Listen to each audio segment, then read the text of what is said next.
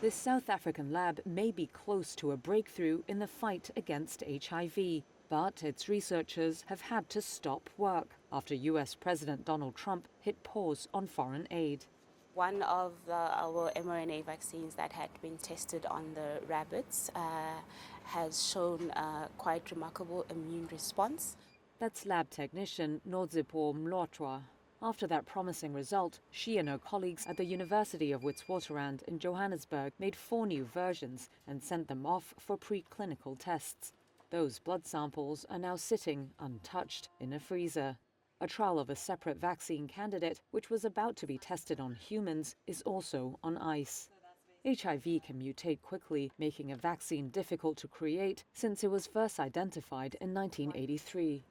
The Gene Therapy Research Unit's director, Patrick Arbonot, called an HIV vaccine the holy grail of his field.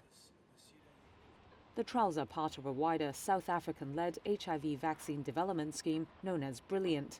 They're funded entirely by a $45 million grant from the United States. Brilliant is unique in being Africa-led, aiming to develop capacity for producing vaccines on the continent. About 2/3 of the world's HIV cases are in Africa. Here's University of Cape Town Medical Virology Associate Professor Wendy Berger.